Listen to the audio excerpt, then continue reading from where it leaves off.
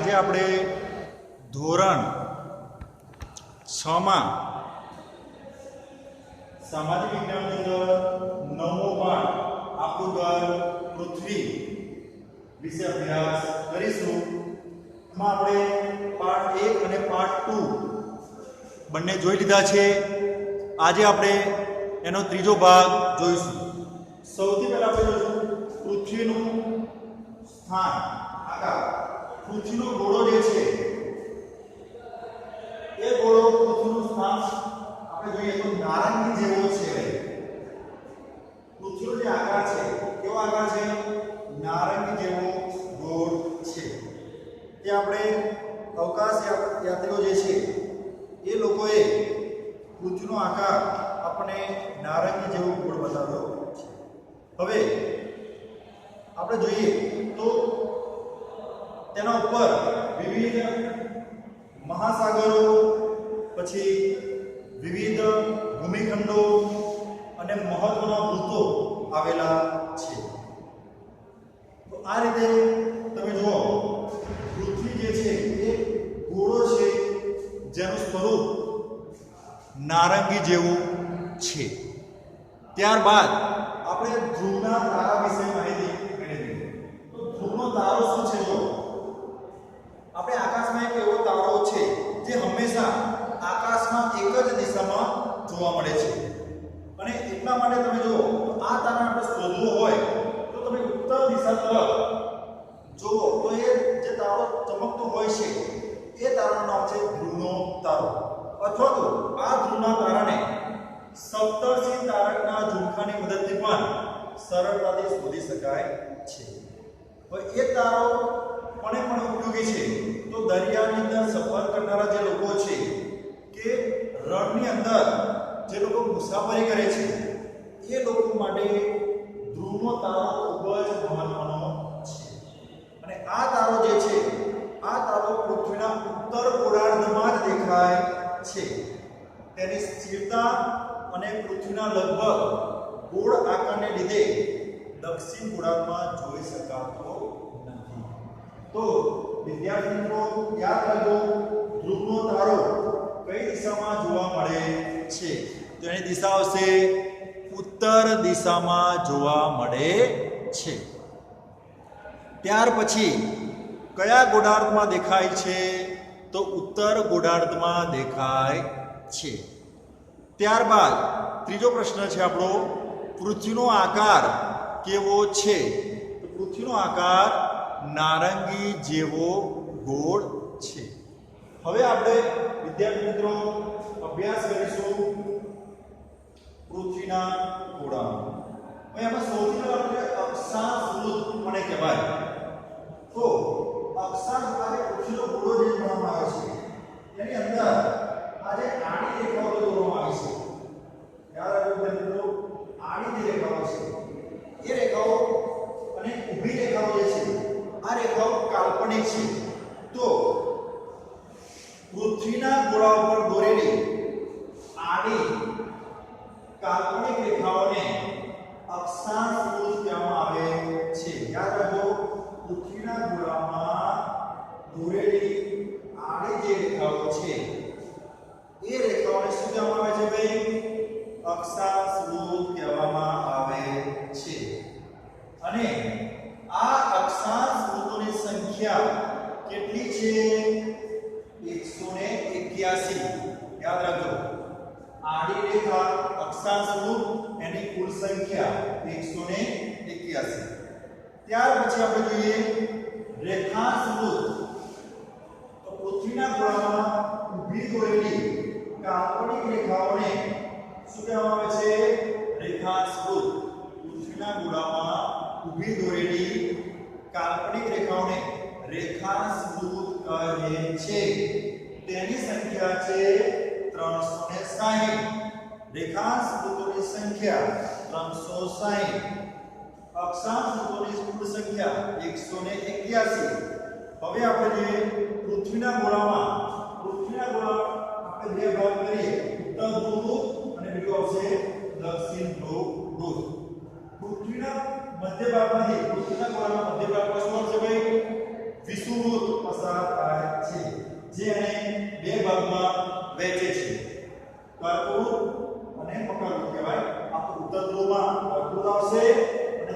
જંતુઓમાં મકર રોગ આવશે.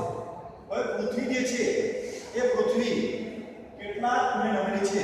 તો પૃથ્વી 66.5 ના ખૂણે નમેલી છે. હવે આપણે જોઈએ તો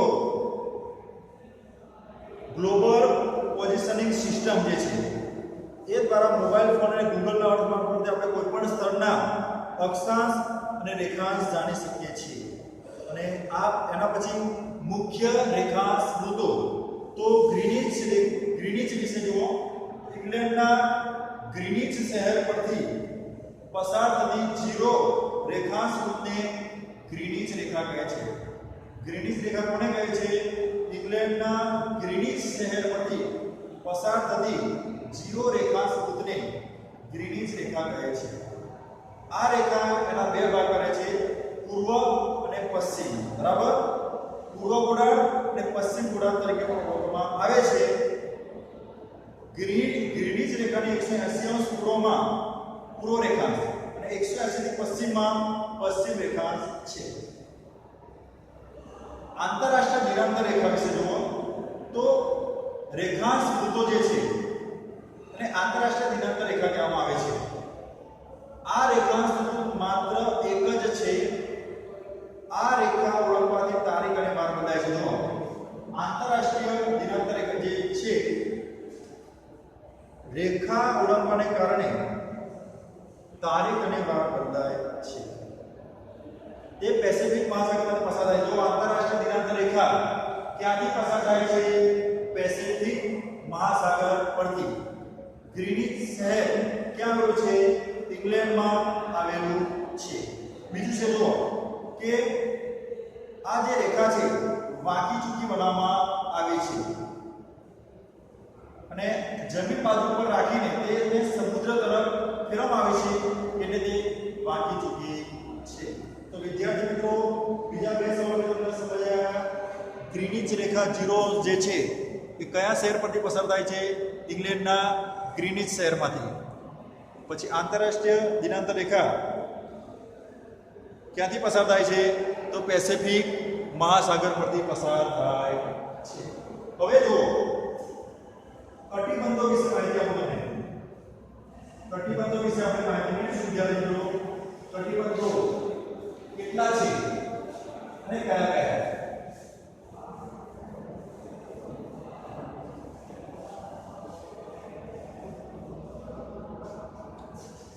કટિબંધો વિશે જોઈએ આપણે તો કટિબંધોમાં સૌથી પહેલા આપણે જોઈએ તો 3 પ્રકારના કટિબંધો છે. ઉષ્ણ કટિબંધ, સમશીતોષ્ણ કટિબંધ અને શીત કટિબંધ.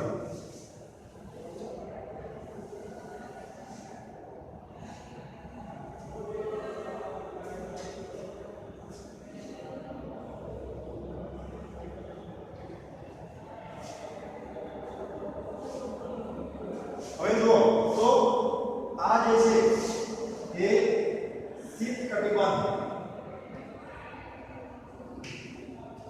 ત્યાર પછી આવશે આ જે છે ઉષ્ણ કટિબંધ અને આ જે છે સમશીતોષ્ણ કટિબંધ. મુખ્ય 3 છે. બરાબર? શીત કટિબંધ, અહીંયા પર શીત આવશે, ઉપર આવશે ઉત્તર ધ્રુવ, આ છે ઉત્તર ધ્રુવ અને આ છે દક્ષિણ ધ્રુવ. બરાબર? આ રીતે કટિબંધો આપણે જોઈએ તો 3 કટિબંધો છે. ઉષ્ણ કટિબંધ, સમશીતોષ્ણ કટિબંધ અને શીત કટિબંધ. ઉષ્ણ કટિબંધમાં અતિશય ગરમી, સમશીતોષ્ણમાં સમપ્રમાણ ગરમી ઠંડી અને શીત કટિબંધની અંદર સૌથી વધારે ઠંડી જોવા મળે છે. હવે આપણે જોઈએ તો તાપમાન, પૃથ્વીના તાપમાન, પ્રકાશ, ગરમી અને ઠંડીના આધારે સ્પષ્ટ રીતે જુદા જુદા વિભાગોમાં વહેંચાઈ જાય છે. તેને કટિબંધ કહેવામાં આવે છે. વધારે તેમજ ઓછા પ્રકાશ અને ગરમી મેળવતા ભાગોને જે પ્રમાણે ડિવાઈડ કરવામાં આવ્યા છે એ પ્રમાણે જોઈએ તો આપણે શીત, સમશીતોષ્ણ અને ઉષ્ણ કટિબંધ તરીકે બતાવવામાં આવ્યા છે. હવે ત્યાર પછી આપણે આગળનો જે ટોપિક છે એ પૃથ્વીના ગતિના પ્રકાર.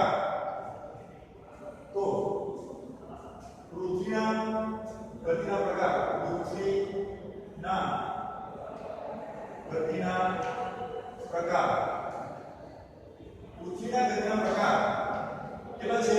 1 અને 2. એમાં છે પરિભ્રમણ, અને બીજું છે પરિક્રમણ.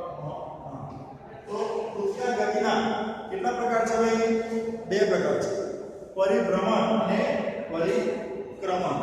યાદ રહેશે બધાને? ઓકે, સરસ. હવે ત્યાર પછી આપણે જોઈશું તો ભ્રમણની જેમ ધરી પર જે ફરે છે એ પરિભ્રમણ છે. ભ્રમણની જેમ જે પૃથ્વી ફરે છે એ પરિભ્રમણ છે. જ્યારે સૂર્યની આસપાસ પરિક્રમા કરે છે એ પરિક્રમણ છે. આ ભ્રમણની જેમ ફરવું એ ભ્રમણ, અને સૂર્યની આસપાસ પૃથ્વીનું ફરવું, ચક્કર લગાવવું, આ પરિક્રમા પૂરી કરવા એને 365 દિવસ લાગે છે. તો વિદ્યાર્થી મિત્રો આપણે પરિભ્રમણ અને પરિક્રમણ વિશે પણ જોયું. ત્યાર પછી આપણે જોઈએ તો આપણા દેશની અંદર 21મી જૂને કર્કવૃત, 22મી ડિસેમ્બરે મકરવૃત પર સૂર્યના કિરણો સીધા પડે છે અને એટલા માટે ત્યાંના નજીકના વિસ્તારમાં દિવસ લાંબો અને રાત ટૂંકી જોવા મળે છે. જ્યારે 21મી માર્ચ અને 23 સપ્ટેમ્બર માસમાં રાત અને દિવસ સરખા હોય છે. ઋતુઓ વિશે વાત કરીએ આપણે. ઋતુઓ તો પૃથ્વી પર નમેલી હોવાથી ઉત્તર ધ્રુવ અને દક્ષિણ ધ્રુવમાં વારાફરતી સૂર્યની સામે આવતા હોય છે અને એના કારણે તમે જો આમ થવાથી દિવસ રાતમાં ફેરફાર થતો હોય છે. જ્યાં વધારે સૂર્યપ્રકાશ હોય ત્યાં ઉનાળો, ઓછો સૂર્યપ્રકાશ પડતો હોય ત્યાં શિયાળો અનુભવાય છે. આ રીતે આપણે ઉત્તરાયણ, દક્ષિણાયણ, સંપાત, લીપ વર્ષ એના વિશે પણ આપણે સમજાવું તમને શોર્ટમાં. તો 22મી ડિસેમ્બરથી સૂર્યના કિરણો ઉત્તર તરફ અને વિષુવવૃત્ત તરફ પડવાના શરૂ થાય છે. એટલે 22મી ડિસેમ્બર જે છે 14મી જાન્યુઆરીએ સૂર્ય મકર રાશિમાં પ્રવેશ કરે છે, માટે મકર સંક્રાંતિ કહેવાય છે. દક્ષિણાયનમાં 22 જૂન સૂર્યના કિરણો કર્કવૃતથી ઘસીને દક્ષિણ તરફ વિષુવવૃત્ત પર પડવાનું શરૂ થાય છે, જેને દક્ષિણાયન કહેવામાં આવે છે. સંપાત સૂર્યનો ક્રાંતિવૃત્ત અને વિષુવવૃત્ત વર્ષમાં 2 વખત એકબીજાને છેદે છે. આ જે છેદન બિંદુને સંપાત દિવસ કહેવામાં આવે છે. લીપ વર્ષ પૃથ્વીનું એક વર્ષ એટલે 365 દિવસ અને 6 કલાક, પણ ચોથા ભાગના દિવસની ગણતરી કરવાનું અગવડભર્યું કાર્ય છે. બરાબર, એને 365 દિવસે વર્ષ પૂરું કરીએ છીએ. બચેલા 6 કલાક 4 વર્ષ ફેબ્રુઆરી મહિનામાં એક દિવસને વધારી આપણે તો 28 દિવસને બદલે 29 દિવસ કરી સરભર કરી દેવામાં આવે છે, જેને આપણે લીપ વર્ષ કહેવામાં આવે છે. હવે આપણે ગ્રહણમાં સૂર્ય ગ્રહણ છેલ્લો ટોપિક છે આપણો. 5 મિનિટમાં આપણે પૂરો કરીશું મિત્રો. સૂર્યગ્રહણ અને ચંદ્રગ્રહણ શું છે? તો જો વિદ્યાર્થી મિત્રો, ચંદ્ર પૃથ્વીની નજીક આવે છે, તે પૃથ્વીની આસપાસ ફરે છે. ક્યારેક ફરતી વખતે સૂર્ય અને પૃથ્વી વચ્ચે આવી જાય છે. આ વખતે ચંદ્રના અંતરાલથી સૂર્ય દેખાતો બંધ થાય છે. આ ઘટનાને આપણે સૂર્યગ્રહણ કહીએ છીએ. એ જે ચંદ્રને સૂર્ય તરફથી પ્રકાશ મળે છે, તેથી ચંદ્ર તરફ જતા સૂર્યના કિરણો વચ્ચે પૃથ્વી આવે છે અને એના કારણે જે ગ્રહણ થાય છે, અંધકાર રહે છે. ટૂંકમાં પૃથ્વીના એટલા ભાગનો પડછાયો ચંદ્ર પર પડે છે. આ ભાગ આપણે દેખાતો નથી, જેને આપણે ચંદ્રગ્રહણ કહેવામાં આવે છે. તો આ સાથે આપણો પાઠ અહીંયા પૂરો થાય છે. વિદ્યાર્થી મિત્રો, વધારે માહિતી માટે પછી આપણે અભ્યાસ કરીશું, પણ આજે આટલે સુધી રાખીએ. સહજાનંદ સ્વામી મહારાજની જય. સ્વાધ્યાય પૂરું કરી દેવું.